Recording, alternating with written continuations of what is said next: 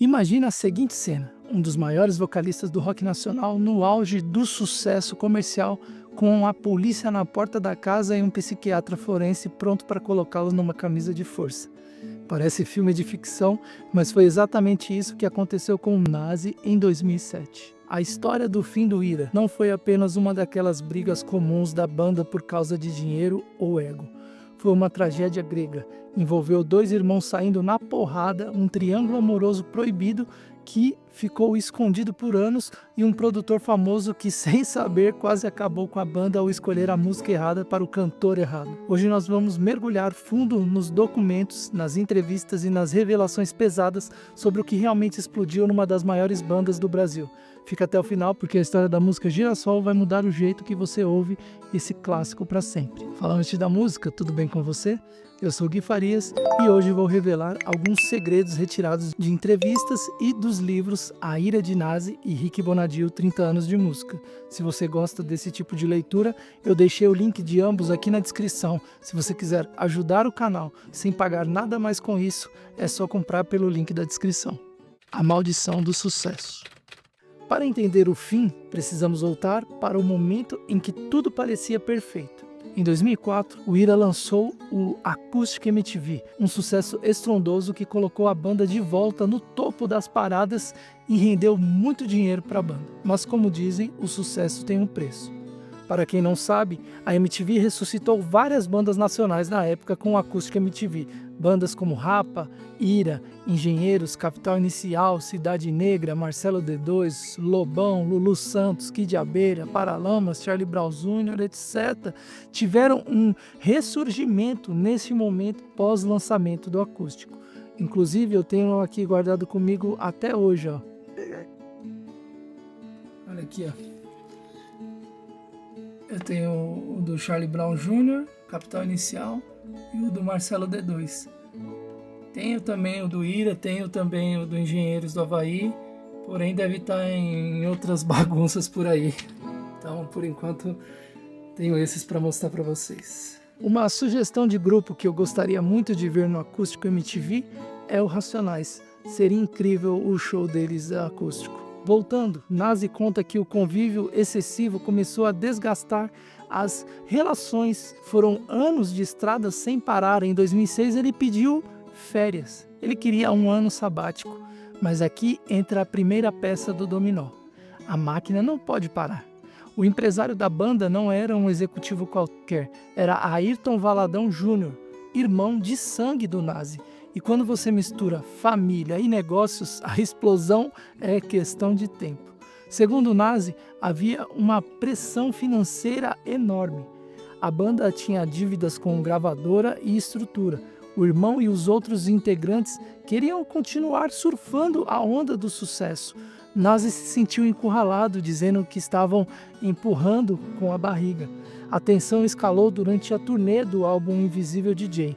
Nazi descreve que começou a ser tratado como louco pelos companheiros e pelo próprio irmão, que se recusavam a aceitar a pausa na banda. E foi aí, regado a muito vinho e mágoa, que Nazi fez uma ameaça ao irmão que mudaria tudo. Eu vou acabar com você. Ele se comparava ao Wolverine, uma força da natureza que ninguém podia deter. A briga de 2007 foi apenas a ponta do iceberg. Para entender a raiva acumulada, precisamos voltar para 1995. O Ira já tinha acabado uma vez nessa época, num período que o Nazi chama de fundo do poço, onde ele lutava contra o vício pesado em cocaína. Foi nessa época obscura que aconteceu uma traição que assombraria a amizade entre Nazi e o guitarrista Edgar Scandurra por décadas. Edgar tinha uma noiva, uma bailarina de flamenco. O casal frequentava a casa de Nazi, mas em um determinado momento ela começou a ir sozinha, escondida, supostamente para se vingar das traições do próprio Edgar. Nazi, vulnerável e com o aditivo das drogas, acabou se envolvendo com a noiva do amigo. Ele descreve cenas de filme. A mulher passando a perna nele por baixo da mesa em um restaurante enquanto Edgar estava ali, logo do lado.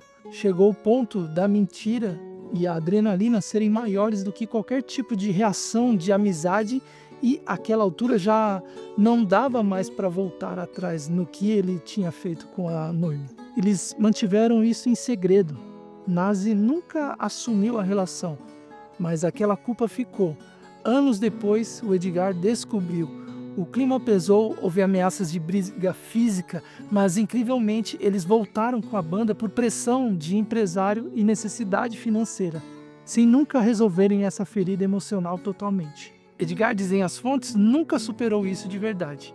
E é aqui que entra a ironia cruel do destino, que é o Rick Bonadio. Lembram que eu falei do Acústico MTV?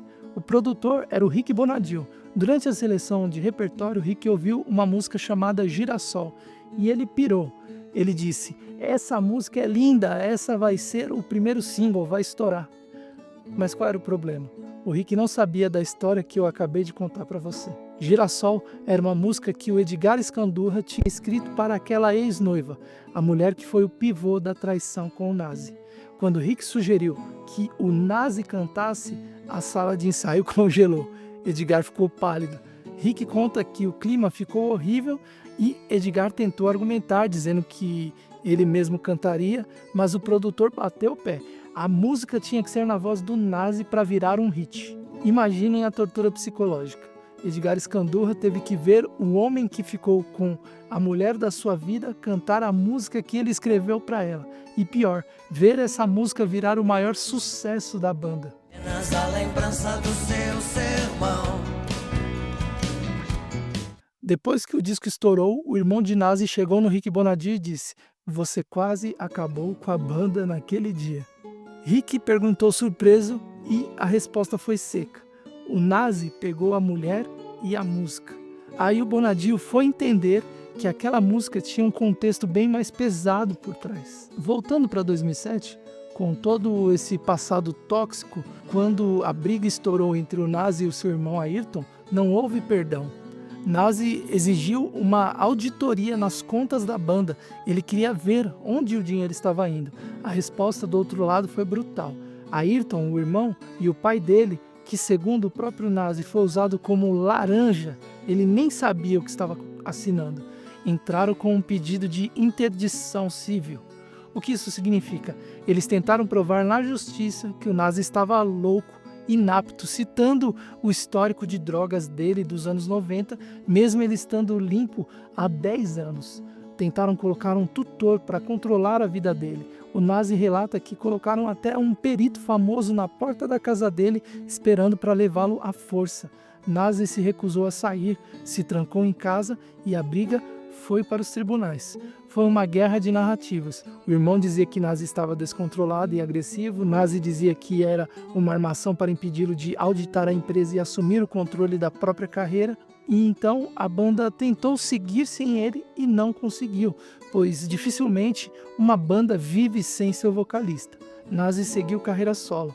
Foram anos sem se falar. Nazi ficou sem falar com o pai e com o irmão por anos. Parecia o fim definitivo, mas o tempo às vezes cura até o incurável. Cerca de 5 ou 6 anos depois, Nazi procurou o irmão, eles se reconciliaram. Depois foi a vez de levantar a bandeira branca para o Edgar Escandurra. Mas a banda não voltou completa. André Jung, que era o baterista, e Gaspa, que era o baixista, ficaram de fora. Nazi se sentiu traído por André na época da confusão jurídica. O novo Ira renasceu como uma mistura de família e sangue novo. Edgar trouxe o filho Daniel Escandurra para o baixo, Nazi trouxe Johnny Boy e Evaristo Pádua. Segundo Nazi, essa é a formação mais foda, tecnicamente, que a banda já teve, permitindo que Edgar pire o cabeção na guitarra enquanto a cozinha segura a onda. Eles voltaram aos palcos provando que a música, no fim das contas, falou mais alto que os processos, as traições e as camisas de força. A história do Ira nos ensina que bandas de rock não são empresas como a Coca-Cola ou a Microsoft, embora tenham tentado transformá-las nisso. São organismos vivos, feitos de paixão, erro, drogas e egos infados. O fato de Nazi e Edgar estarem no mesmo palco hoje, tocando Girassol juntos, é talvez o maior ato de rock and roll dessa história toda, a sobrevivência.